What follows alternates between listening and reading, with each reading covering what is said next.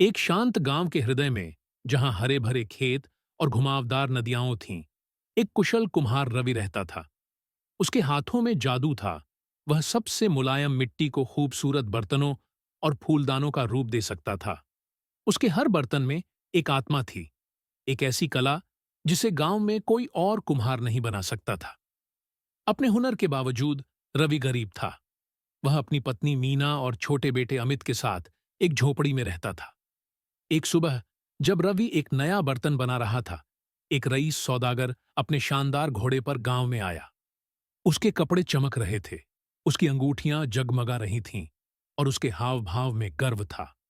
सौदागर रवि की साधारण दुकान पर रुका और वहां रखे बर्तनों को ध्यान से देखने लगा। ये बहुत अच्छे बर्तन हैं, लेकिन बताओ कुम्हार, क्या तुम कुछ सचमुच अनोखा बना सकते हो? मुझे एक ऐसा फूलदान चाहिए जो सबसे अलग हो, एक उत्कृष्ट कृति। अगर तुम इसे बना सको तो मैं तुम्हें अच्छी कीमत दूंगा, तुम्हारी सामान्य कीमत से 5 गुना ज्यादा। रवि ने अथक परिश्रम किया। उसने सबसे अच्छी मिट्टी चुनी और उसे सावधानीपूर्वक आकार दिया। उसने फूलदान की सतह पर सुंदर नक्काशी की और उसे गहरे नीले और सुनहरे रंगों में रंगा। ये बहुत सुंदर है रवि। मैंने तुम्हें कभी किसी एक बर्तन पर इतनी मेहनत करते नहीं देखा, मीना ने कहा। 2 सप्ताह बाद सौदागर आया और फूलदान को देखकर उसकी आंखें चमक उठीं। शानदार! तुमने खुद को पार कर लिया है, सौदागर बोला। लेकिन इसमें कुछ कमी है।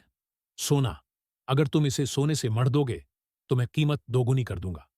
रवि ने सोने की धूल खरीदने के लिए अपने कुछ औजार बेच दिए। धीरे धीरे उसने फूलदान को सोने से ढक दिया, परत दर परत। जब सौदागर आया तो उसने मुस्कुराते हुए कहा, आह, अब यह सचमुच एक उत्कृष्ट कृति है। दरअसल मैंने अपना मन बदल लिया है। अब मुझे इसकी जरूरत नहीं। सोना किसी वस्तु को मजबूत नहीं बनाता, उसकी बुनियाद बनाती है। अगले दिन एक धनी यात्री ने फूलदान खरीदा और रवि ने फिर कभी लालच को अपने ऊपर हावी नहीं होने दिया।